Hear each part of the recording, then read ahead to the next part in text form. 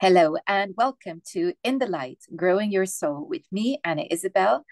And today I am joined by Alexandra Leclere, and this is her beautiful book, Healing Wisdom from the Afterlife, How to Communicate with the Spirit World, which kind of is a hint that you might be a medium. Yes, I am. Yes, I am. I've been doing this work for for over 20 years. I wrote my first book, Seeing the Dead, Talking with Spirits, about 20 years ago. And at that point, it describes how I opened up to my gifts. And after 20 years of doing this work, I finally decided that, Spirit spoke to me and said, wait a minute, you need to explain to people how to do this, what life is all about, because very often we just feel like a ball in a pinball machine. And we're launched into life, and then we're here, we're there, things go up, ding, ding, ding, celebrated, and then all of a sudden, it all falls apart, and then we're then up again, and then down, and up and down, and up and down, and then all of a sudden one day, game over. And it's like, what happened? What happened? So I basically describe everything from conception, birth, the elements. I've identified 5 elements in our lives when we're incarnated that are really going to help us a lot to navigate through life. And then there's death. And then there's what happens when you die. Well, the review process, and then there's the planning for our next life and how that happens. And then all of a sudden, another incarnation. So that's very lovely. Tell us, Alexandra, how can we know our soul's purpose? We often get that feeling that we should be doing something, we don't quite know what it is. How do we find our soul's purpose? Well, I think that for the most part, we already are trying to achieve our soul's purpose without really knowing what it is. Um, I I participate in Native American ceremony, and that's really taught me a lot to respect Mother Earth and the spirits around that are not only people spirits, but spirits in all the things of nature. And trees are really quite wonderful. And a tree will have its idea to be a tree, and it'll become the tree it's supposed to be. You know, an elm tree, a plum tree, an oak tree. People, it's the same thing. We have what we're supposed to be, but then we get our minds involved and our environment involved. And so as we're growing up, instead of naturally going into what we're supposed to be doing and what we're supposed to do, we decide we want to do something, or other people decide for us we're supposed to do something. And that's where the conflict comes in, confusion and disappointment and everything. I mean, it's kind of like, a tree, if it's an oak tree, and supposing it grows up and it wants to be a plum tree, and all of a sudden it's there and it's like, well, I want to be tall and I want to have leaves like this. What are these purple things growing off my branches? Help. And so if we take the time to appreciate what is and actually learn who we are, then we can just gently be that person. And the universe, what I've found is that the universe has this wonderful way of putting us into the places we're supposed to be so that we can achieve our life's purpose. And, for us, rather than actually appreciating the fact that the universe is trying to orient us to a better way of being, we fight it. It's almost like the universe creator and the spirits around are a GPS machine, and, when trying to direct us. And we put in a goal where we want to go, a destination.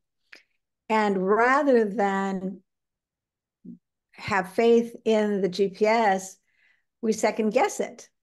So the GPS might, tell us, okay, supposing that we're going from one city to another city, and we sort of know how to get there. And so we start out, and all of a sudden it looks like the GPS is gone wacky, and we're going left instead of when we think we should be going right. And we get very upset about it, decide, well, the heck, the GPS must be broken. I have to take over. I have to whatever. It's the same thing for us. And maybe the GPS is taking us through these different uh, changes because the direction and the route that we thought was important might be blocked by, I don't know, an accident or construction, and we can't use it. So it's important for us in life to be the same way, in the sense of, if we trust the GPS, if we trust the directions of the Creator and the help of spirits around, we are being oriented toward what we should be doing. It never means that we shouldn't have that idea of where we want to go. You have to have an idea of a destination, but you have to also be open to the fact that maybe the way you think you're going to get there isn't going to work like that. That there might be some zigzags along the way. As a therapist, you're wearing my analytical hypnotherapist hat, but even in my astrological practice, the I often get people who, and this I see this particularly in young people around 18, 19, 20, 21. But funnily enough, I say young people, but I also see this throughout all different ages, where people think that they're supposed to be born knowing what they're meant to be doing. They're, maybe they're looking at the people who seem to, from a young age, know that they're going to be doctors or classical pianists or whatever it is. And they arrive into adulthood and they still don't know what they're meant to be doing. And so I see them when they're in a crisis because they don't know what they should be doing. They're not very happy with what they are doing.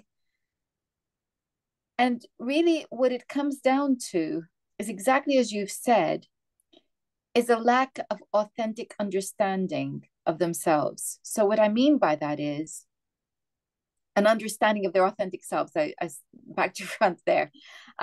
It's understanding who they are rather than who they are meant to be, because it's like they're putting on clothes that somebody else gives them from their wardrobe, and they're looking in the mirror and they're going, this just doesn't, it's not me, it doesn't fit right, it doesn't look right, I don't feel good in these clothes because I didn't choose them, somebody else chose them for me.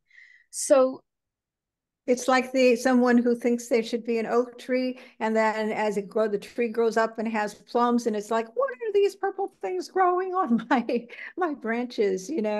But it can be very tragic for people, very, very tragic. When they've believe that they're supposed to be doing one thing, and they really have been going the wrong direction. Well, that's the thing about also, that if you are going in the wrong direction, spirit will change it, and so that. there are two questions. For example, in the GPS, if you say you want to go from, I'm in New York, so say you want to go from New York City, and you think going to Atlanta would be wonderful. And so you put the GPS in Atlanta, and spirit decides that, nope, you really should be in Nashville.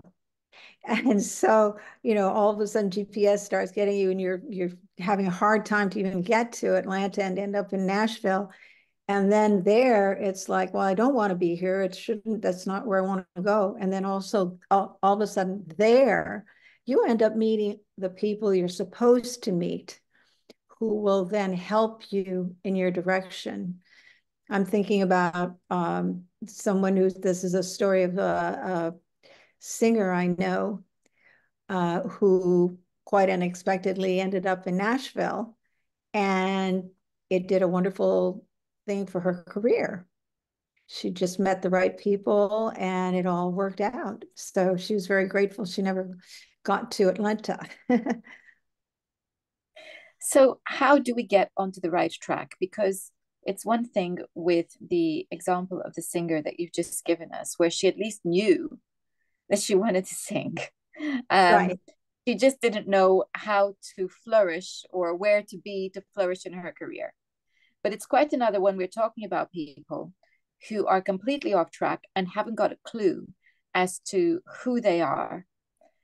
How can they get onto the right track, or put it a different way, how can they go about discovering who they are? Well, uh, basically, when we put our faith in spirit and we really ask spirit creator to help us, we will be shown the direction to get to where we should be. The problem is that in our society, people don't always open up to spiritual information.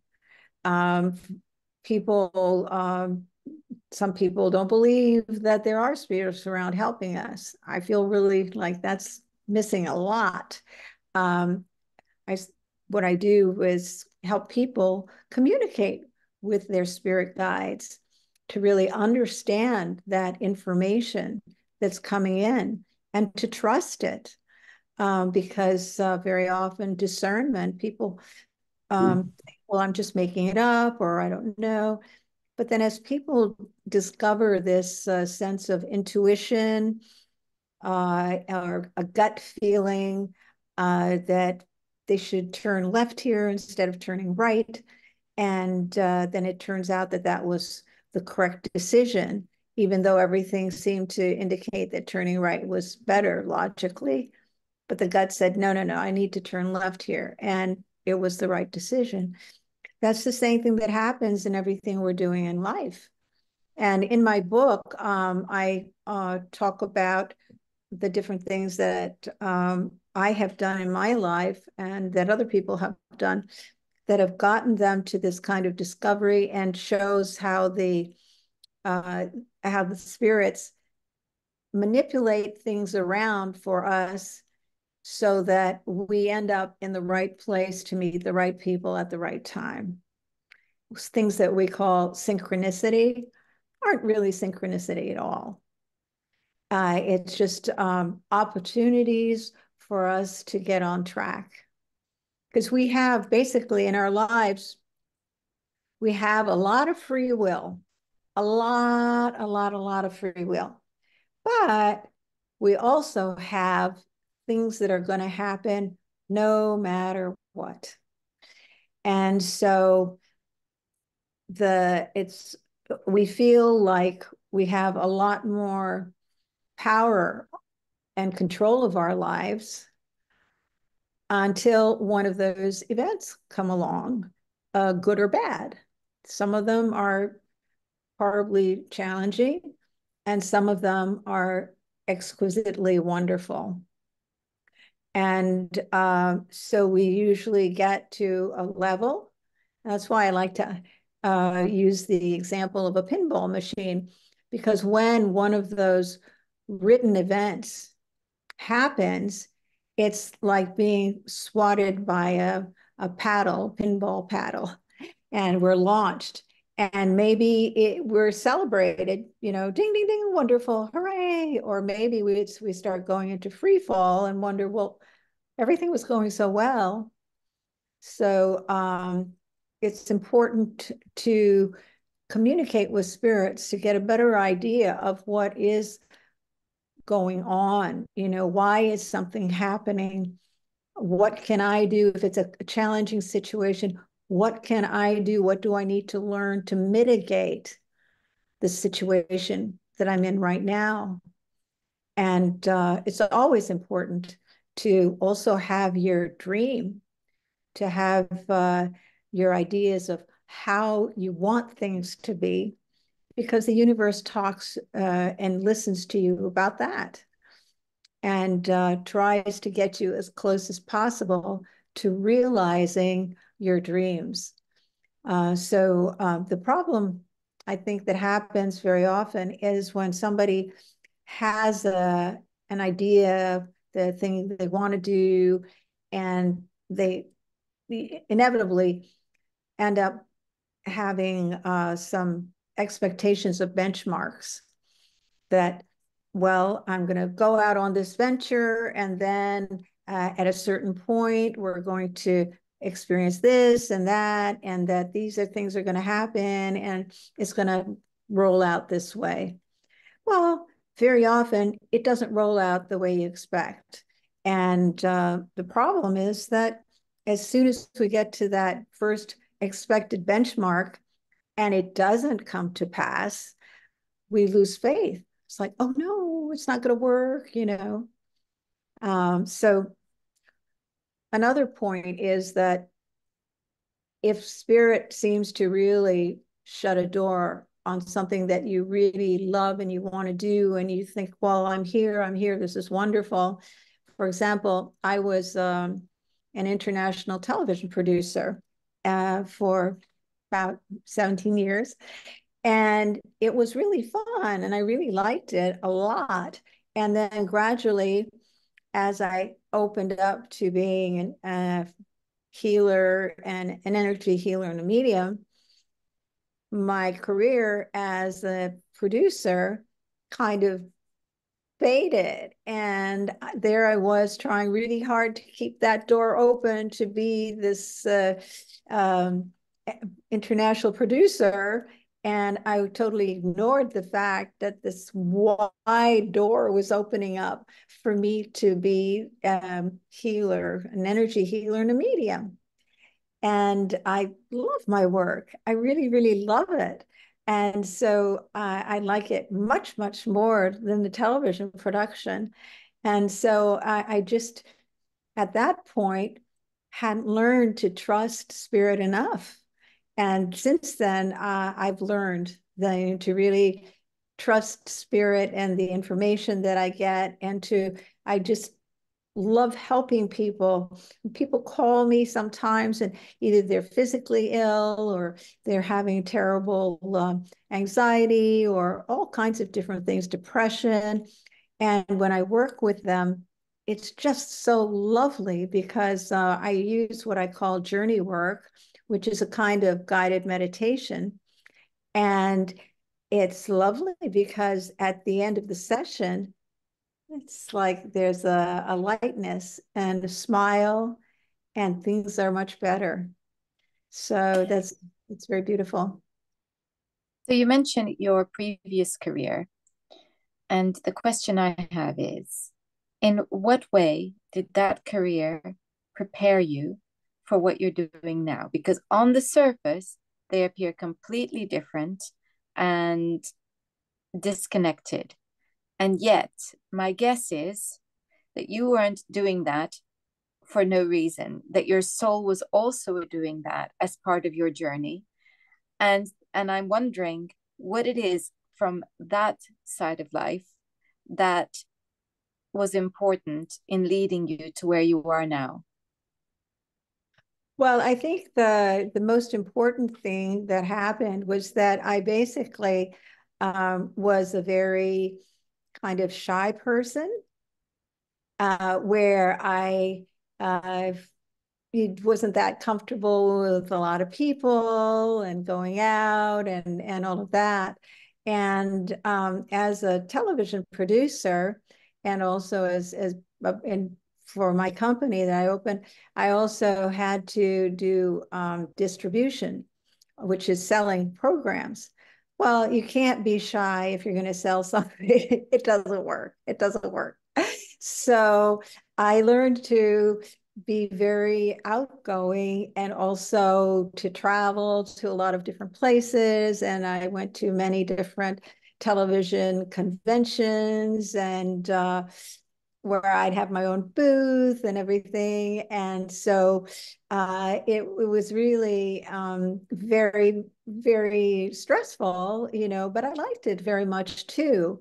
And it certainly got me prepared for meeting a lot of different people and really understanding a lot of things about people and also how to listen to people also. Another thing which I did, which I never thought was going to help me in my career at all, was as a student in Paris, because I spent a long time living in Paris.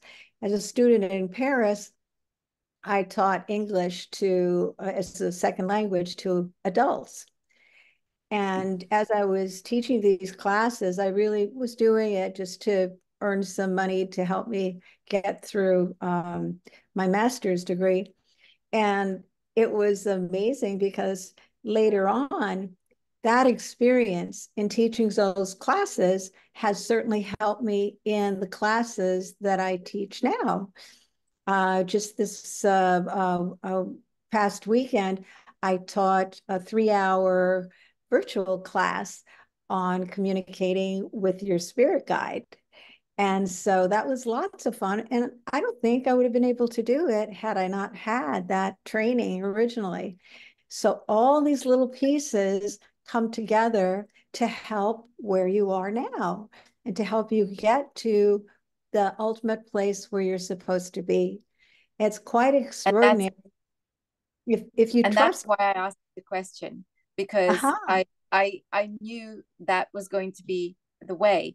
And I think it's a very important illustration, because when I'm working with people, very often people have a this belief that, again, you're meant to go from A to B. And life isn't quite like that. It's almost like before you get to B, maybe you have to go and do some shopping. Maybe you have to meet a few people. There are certain skills that you're meant to develop.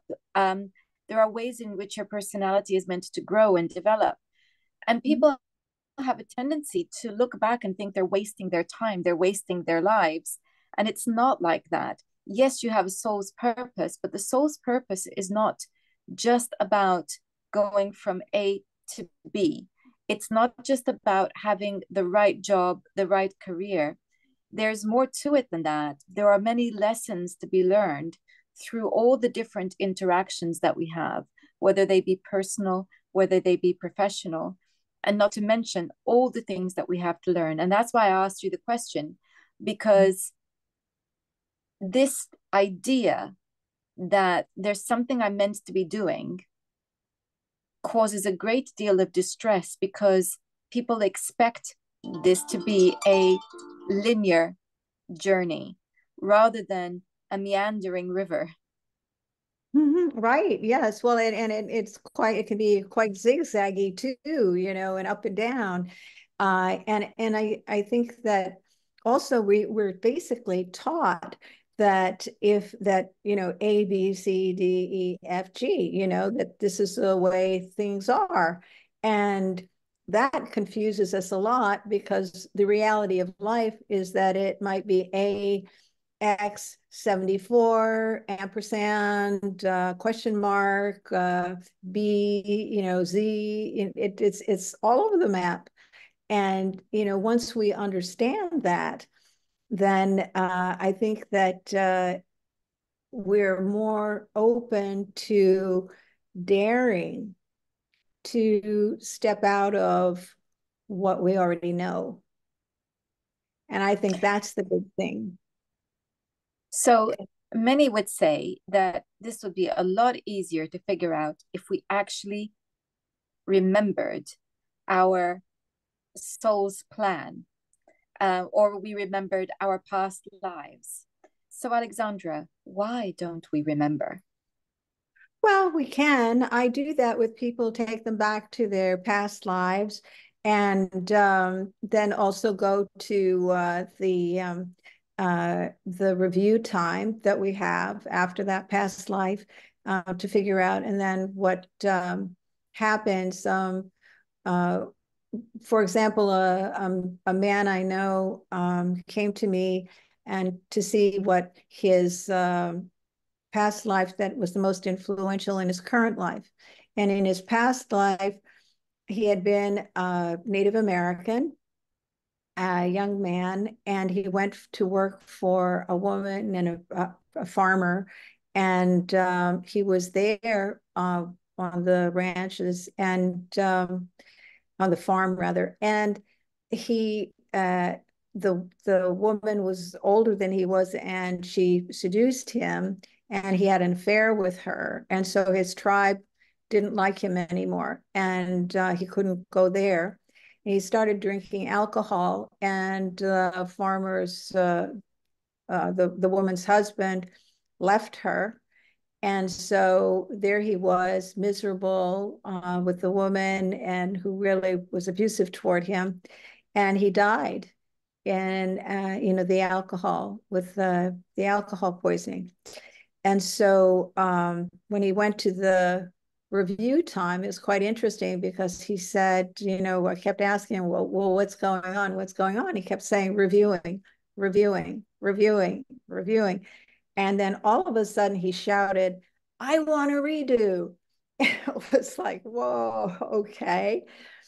And then in his life, one thing that I had always wondered about him is why he always seemed so unhappy about his childhood and his young childhood. And his parents were nice. Everything seemed to be perfect about his childhood.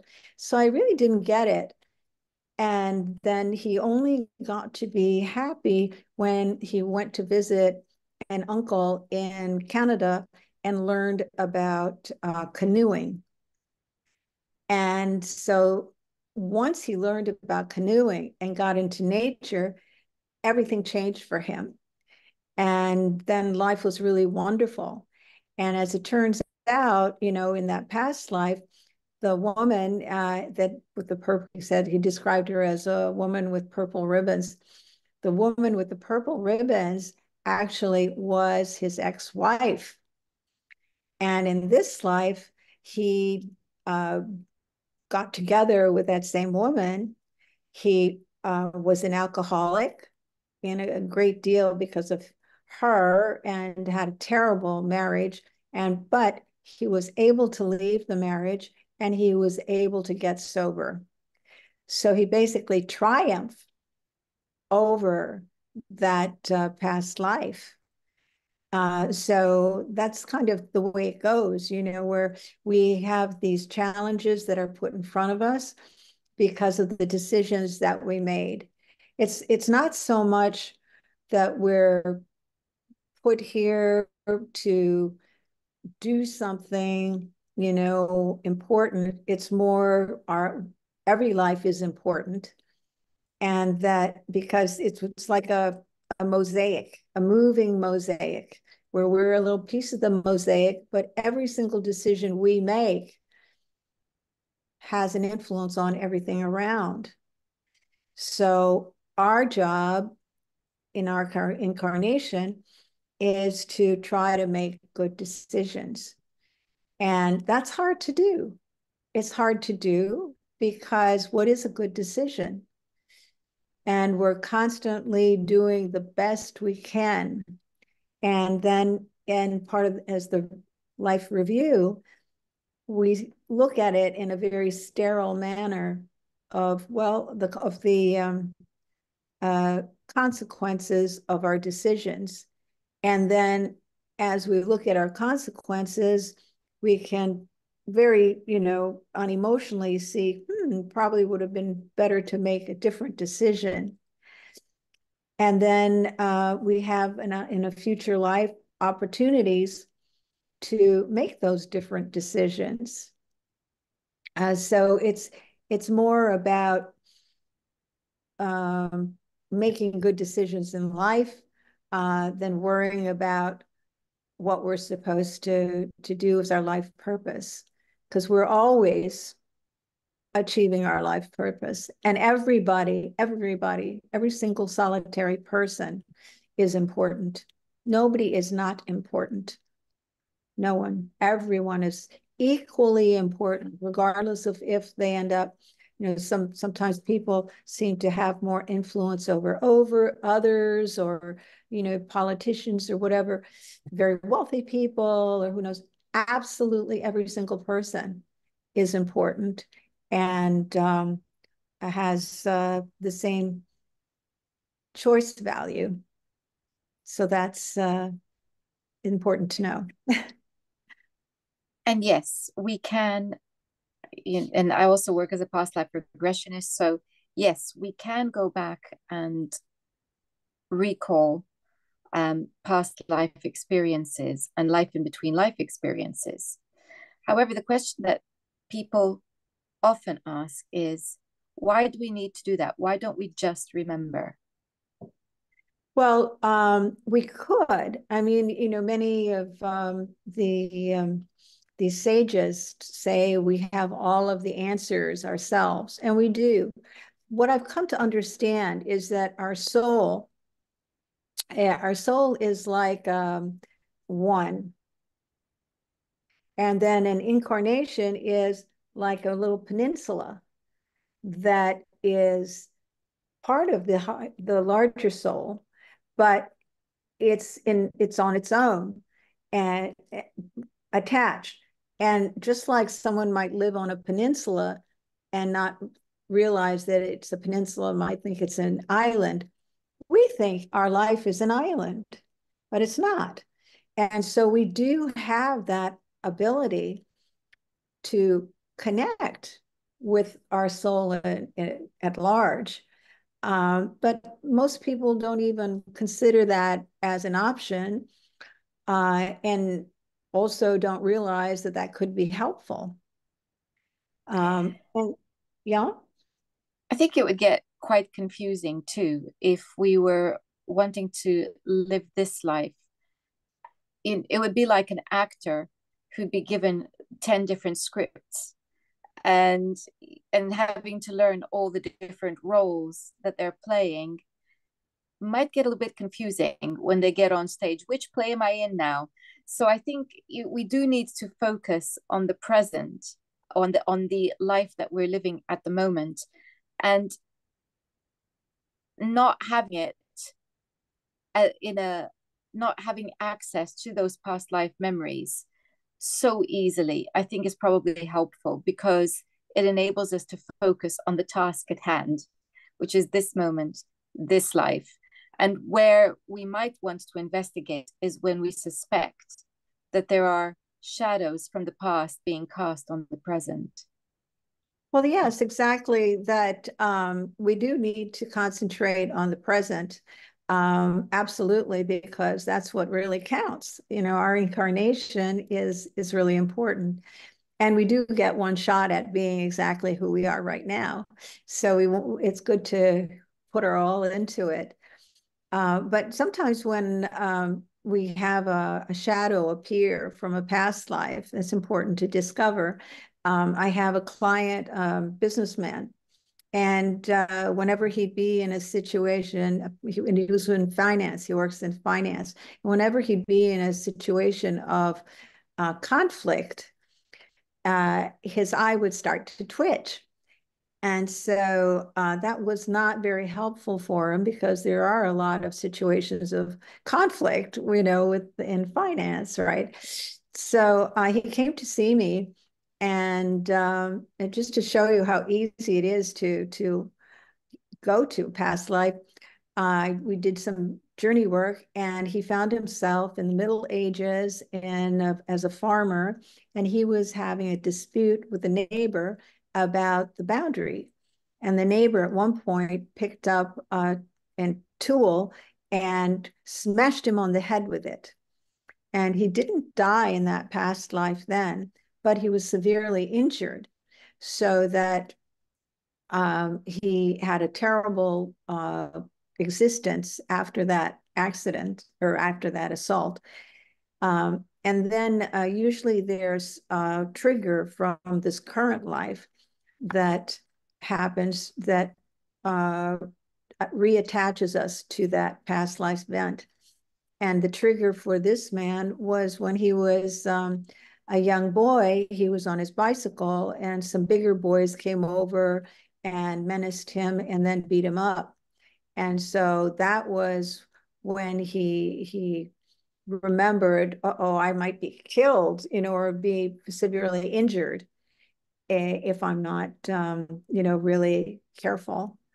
So once we did that, I could eliminate that connection, and he was fine. He stopped his twitching.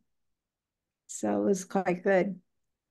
That's such a great example where we have these echoes, and I think of them as little signposts of things that we need to resolve that are rooted in the past, so that we Yeah. have the opportunity to make peace with the past and grow and continue to grow, which I think is a really important thing, that we understand that this is a process, and it's a process that the soul is involved in. It's not, again, the whole black and white destination thing that we were talking about. It is a process, and each life adds to that process of knowing, developing, understanding. So now, what led you to mediumship? How did you go from a career as a television producer into mediumship? Well, I kind of describe it in my book, Seeing the Dead, Talking with Spirits. Uh, I had I had some the French word comes up, people, fibroids that were creating hemorrhaging for me. And I went to see a doctor who said I really needed to get a hysterectomy. Obviously, I wasn't too happy about that. I went to see another doctor, said the same thing, and the third one, exactly the same thing. And in fact, told me, I put people in the hospital with higher iron levels than you have, and you're going to drop dead in the street if you don't have the surgery. So I thought, have the surgery, drop dead in the street, I'll have the surgery, right? And so then someone said, oh, why don't you go see a healer? I didn't know that healers even existed. I thought maybe in, somewhere in the middle of nowhere, there are healers, but in New York. So I went to see a healer in New York City, and she facilitated my healing. I never had the surgery. So I thought, well, I'm going to do a documentary about this healer and healing in general, energy healing in general. So as soon as I started researching that, uh, he that healer and all healers, I started opening up to my own gifts. The first workshop that I observed, I we did a ceremony for someone who passed, and I saw the person who passed. And so I thought, wow, this is great, this is nice, and everybody was happy about it. And then as I went to different workshops to learn more about energy healing, and I would inevitably be partnered up with somebody who had lost a loved one. And I could contact the loved one and bring closure. So I would say to my partner, well, I can contact your loved one who passed, but don't let anybody know I can do this. I was very shy about it. And so finally, the people who I was contacting spirits for told me, you can't keep this to yourself. You have to share this with other people. So I started letting people know I could do this. And then it just was. And so I highly recommend that people read the book Seeing the Dead, Talking with Spirits, that a lot of people say, well, I can identify completely with your journey because I've experienced similar things. And then, of course, the healing wisdom from the afterlife is important to get a real big picture of it. So, so that, and So, then there was the point where I wanted to um, continue being a television producer, and the universe said, enough of that. And here I am. And I'm well, very happy. exactly. And it was your work as a television producer that led you to this discovery. So it had served its purpose. And so I asked you the question because, again, people need to see how it works. And you just demonstrated beautifully how it works. And what we need is to have the courage to listen to that inner guidance and that inner voice. And then we will find our way. And the book we are discussing could well help with that. So it is called Healing Wisdom from the Afterlife: How to Communicate with the Spirit World. And I'll be putting a link to that in the description box. Alexandra, thank you so much. Well, it's really been my pleasure. Thank you very much. I really appreciate the work that you do. Thank you. Now, if people wanted to find you, do you have a website? Yes, it's www.alexandraleclere. You see my name behind me. There's a promotion that was done for my other book. And it's Leclere. People kind of get the spelling a little bit wrong because of they think there should be an A in there, and you're right, but it's a French name. So it's alexandraleclere.com. And that's the best way to contact me. And I do workshops and private sessions internationally. The workshop I just gave, I had someone in England, someone in France, someone in California, so a lot of people around the world. Fantastic. So yeah, so that's Well, really there will be a link to that in the description box as well. great, great. You can see my events also that are listed there. I Per- do per- virtual mediumship group also the second Tuesday of the month. That's fun.